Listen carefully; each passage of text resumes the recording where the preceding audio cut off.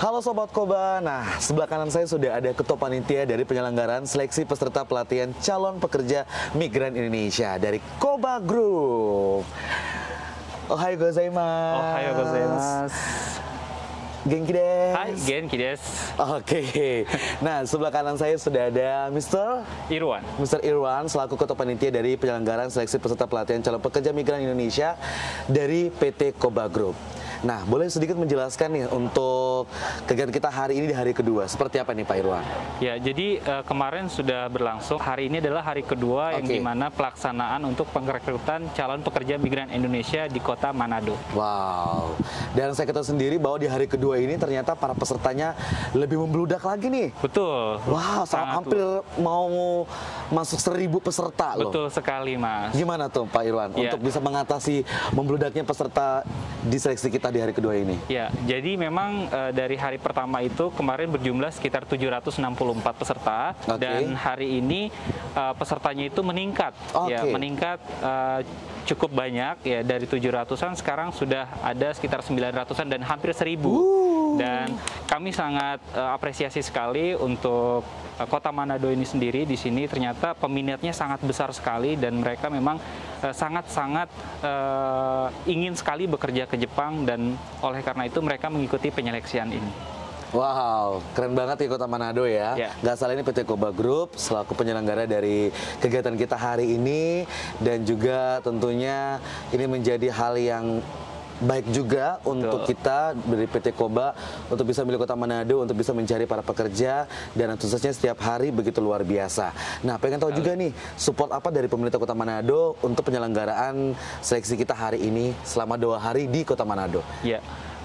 Di sini untuk dari pemerintah Kota Manado sendiri, untuk supportnya yang sudah diberikan adalah menyediakan fasilitas berupa tempat, dan disinilah lokasinya yang sangat memang strategis sekali, dan setelah itu juga menyediakan fasilitas seperti kursi-kursi, kemudian juga sound system dan segalanya itu semuanya sudah dipersiapkan serapi mungkin oleh Pemda Kota Manado.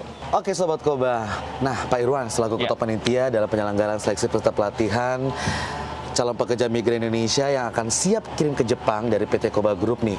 Saya pengen tahu sih, kenapa Kota Manado menjadi salah satu kota yang dipilih untuk bisa mencari para pekerja yang siap bakal diberikan pelatihan dan siap bakal dikirim ke Jepang? Ya, karena kami melihat dari Kota Manado sendiri ini, pemuda-pemudinya itu sangat banyak sekali yang antusias ingin bekerja ke luar negeri, khususnya ke Jepang.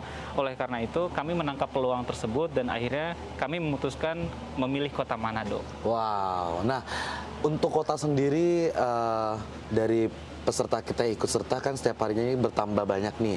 Nah, dari PT Koba Group sendiri berapa peserta yang akan diambil?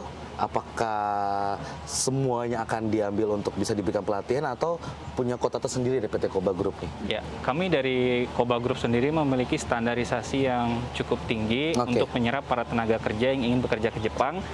Oleh karena itu, selama peserta tersebut memang berkualitas, artinya kita akan menyerap sebanyak mungkin dan tidak ada batasannya.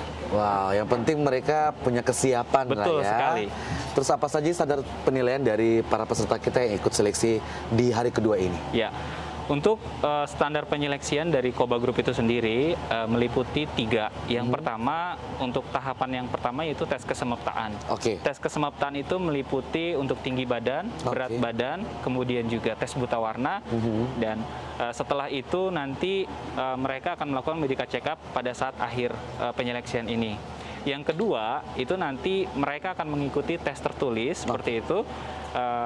Untuk peserta yang memang lolos pada tes tertulis, nanti akan lanjut ke tahap berikutnya, yaitu tes wawancara. Dan tes wawancara inilah yang sangat menentukan mereka agar mereka bisa dapat bekerja ke Jepang. Namun sebelumnya akan dilatih dulu dari Koba Group untuk mempersiapkan sebelum keberangkatan ke Jepang. Oke, nah ngomong-ngomong nih, ketika mungkin para peserta sudah melewati semua tahap wawancara dan terpilihlah para peserta kita di Kota Manado yang akan siap untuk diberikan pelatihan. Untuk proses pelatihan sendiri berapa lama nih dari pihak PT Koba untuk bisa memberikan pelatihan kepada para peserta dan siap untuk kirim ke Jepang? Ya, untuk pelatihannya sendiri berlangsung selama 7 bulan. 7 bulan. 7 bulan. Ya, jadi 4 bulan itu nanti mereka akan diberikan pelatihan secara online. Ya, di dalam pelatihan itu meliputi bahasa Jepang, budaya dan etos kerja orang Jepang. Kemudian dilanjut dengan 2 bulan persiapan untuk mengikuti tes ujian kemampuan bahasa Jepang dan dilanjut dengan persiapan atau ujian skill keterampilan. Bila dari pelatihannya betul-betul dibekali apa yang sudah siap untuk diterima langsung oleh para peserta kita nih. Nah, untuk perjalanan pelatihan sendiri nih yang paling susah mungkin yang dirasakan oleh para peserta kita apa nih? Apakah belajar bahasa Jepangnya ataukah belajar budayanya atau seperti apa? Ya. Kalau untuk masalah atau kendala yang sulit yang dihadapi dari para peserta, biasanya memang di pelajaran bahasa Jepang itu sendiri, khususnya di kanji, pelajaran kanji. Karena memang di Jepang itu kan terdiri dari 3 huruf, hiragana, katakana, dan kanji. Dan kanji merupakan salah satu pelajaran yang memang dirasa cukup sulit, bukan hanya dari kita saja yang orang Indonesia, bahkan di luar dari negara Jepang itu pun merasakan hal yang sama. Untuk kanji ya, namun selebihnya untuk etos kerja dan budaya itu pun juga perlu untuk dipelajari juga, dan saya rasa itu orang Indonesia bisa cepat mempelajarinya.